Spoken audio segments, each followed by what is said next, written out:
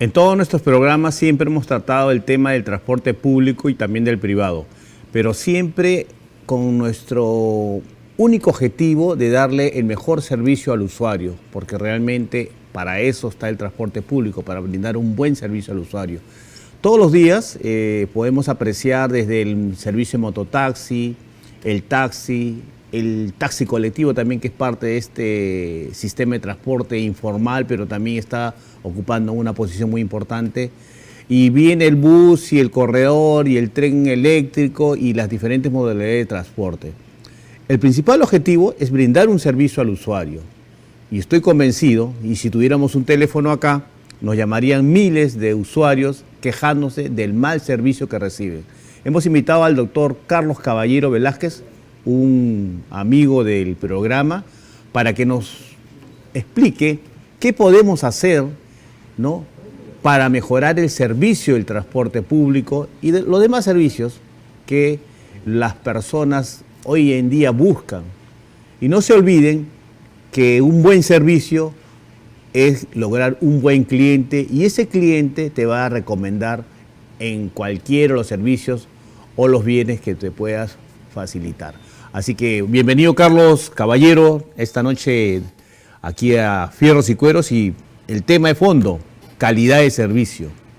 Buenas noches, Lucho. Mirando las cámaras, tenemos ahí las cámaras. Es un tema bastante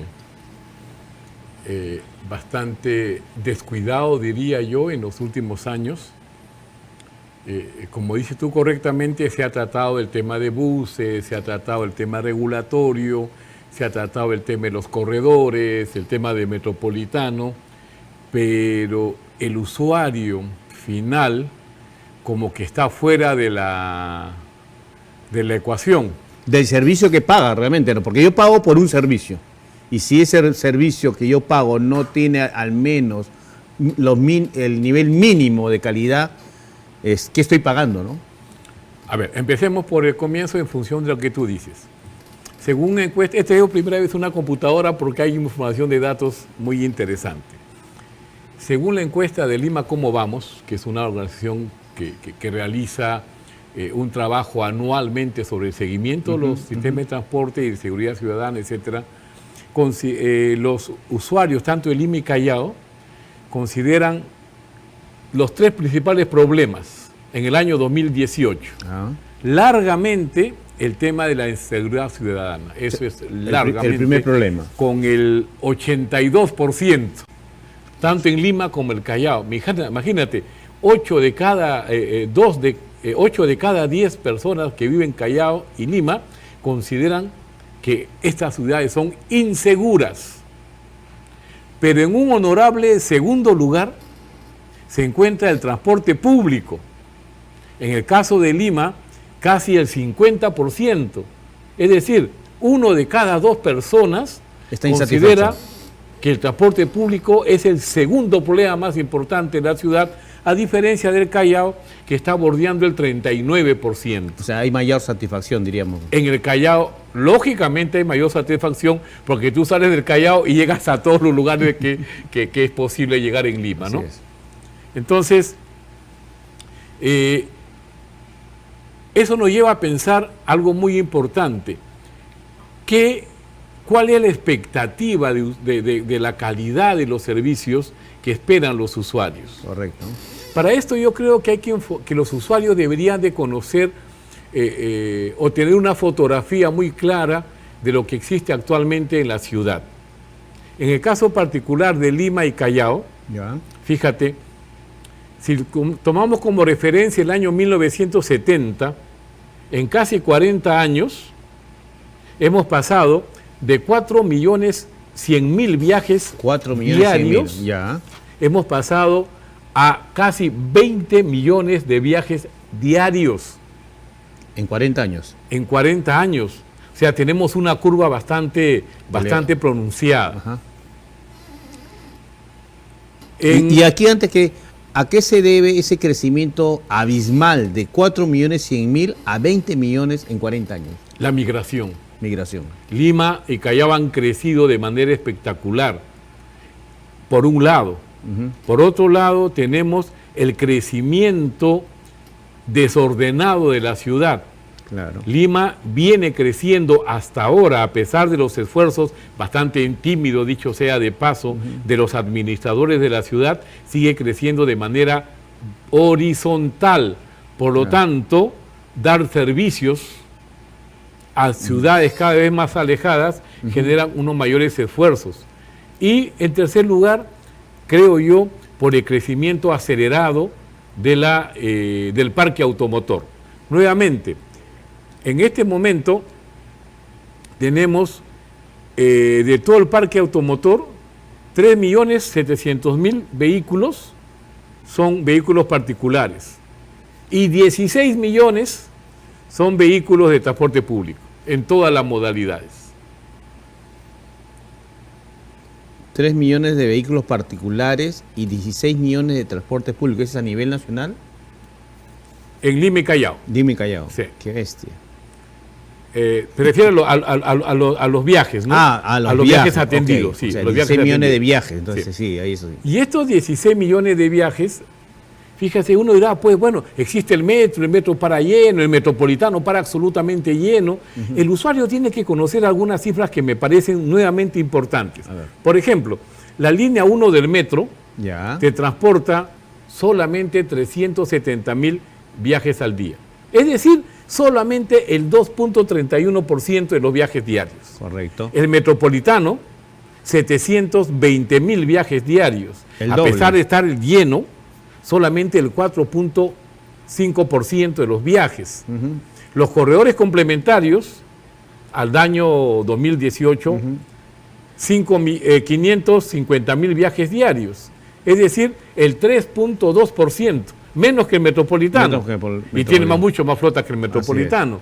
Mientras que el transporte regular, el resto del transporte regular, es decir, buses, combis, cúster y todo lo demás, ¿no es cierto? Los mototaxis, etcétera, transportan 9.400.000 viajes diarios, que representan un poco más del 58%, casi el 59% de los viajes de la ciudad. Y en taxis, 5 millones, que representa el 31% de los viajes de la ciudad. ¿En eso de los taxis estamos incluyendo el taxi colectivo también?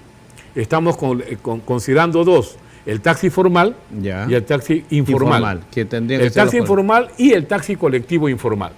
Ahora, de este análisis y este estudio, ¿en cuál de los sectores la gente se siente más satisfecha, según tu criterio? ¿En el metropolitano, en el tren eléctrico, en los corredores o en el transporte general? A ver, paradójicamente aquí hay un elemento importante. Hay un conjunto de factores que los usuarios meritúan para evaluar la calidad de los servicios. Correcto. ¿No es cierto? A ver. Vamos a... Yo diría, por decir, yo me siento más satisfecho viajar en el tren eléctrico. Ese es el concepto que yo tengo como usuario. Yo en el tren eléctrico logro puntualidad, logro no ir sofocado, no obstante que ahí es masivo el transporte del tren eléctrico, tiene muy buenos paraderos, me siento seguro, y entonces yo, desde mi punto de vista como usuario, para mí el tren eléctrico me brinda un buen servicio. Con todo lo que tú acabas de comentar, desde el punto de vista que, bueno, miles de personas viajan en el tren eléctrico, en las horas punta es un caos, pero sigue siendo un servicio, diríamos, eficiente, ¿no? En ese mismo nivel yo diría,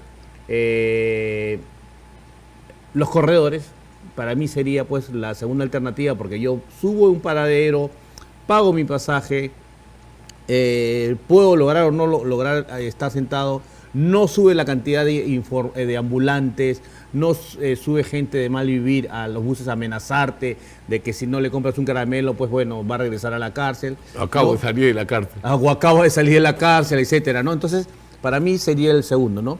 Y lo tercero, diríamos, ya el transporte tradicional, que es la gran cantidad de usuarios que usan el transporte, pues, como se le llama, las rutas tallarines, ¿no? Porque se pasean, salen en San Juan de Lurigancho y terminan en Villa El Salvador, o salen en San Juan de Lurigancho y terminan en el Callao, ¿no? O sea, 2 horas o 3 horas de viaje. Al final es un sistema que se aplicó y hasta ahora sigue existiendo, ¿no? Entonces, yo no sé si realmente tienes algún criterio diferente al mío en cuanto a la calidad de servicio.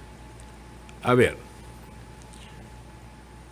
he traído esta información estadística para que nuestros usuarios puedan también cuestionarse, ¿será cierto eso? Fíjate, el aspecto que mejor valora los usuarios en el Lima es el costo del boleto. El costo del pasaje. El costo del pasaje. Correcto. Definitivamente el pasaje está siendo comprimido de hace muchísimos años. Bueno, en el tren eléctrico es un sol 50, si no me equivoco, ¿no? Sí, pero debería ser una cantidad mucho mayor, ya que ahí hay un subsidio vía electricidad. Ok, pero eso lo subsidia el Estado. Lo subsidia el Estado. Bueno, que mientras en vez de que se estén robando la plata en la corrupción, prefiero que el Estado esté subvencionando el pasaje y nos cueste un sol 50, ¿no? Claro, pero si subsidiaran el metropolitano costaría menos. También. Claro. El metropolitano no está subsidiado por el si Estado. subsidiaran el metropolitano sería menos. El costo. El costo. Los demás sistemas y modalidades de transporte no tienen subsidio. Aunque ahora la ley ya ha generado condiciones para que el Ministerio de Economía pueda evaluar y puede establecer una política nacional de subsidio de transporte. Que ojalá, como todas las ciudades modernas del mundo, todas las ciudades que tienen sistemas ordenados, sus pasajes son subsidiados. El Estado asume el costo. ¿Por qué? Porque el transporte es la columna vertebral de la movilidad de las personas. Un sistema de transporte desordenado genera ciudades no competitivas. Claro, pierden tiempo en el caos vehicular que lo acabamos de denunciar, ¿no? No solamente es eso, el problema del tiempo del usuario, es el tema de las inversiones. Los inversionistas internacionales prefieren invertir en ciudades ordenadas. Claro.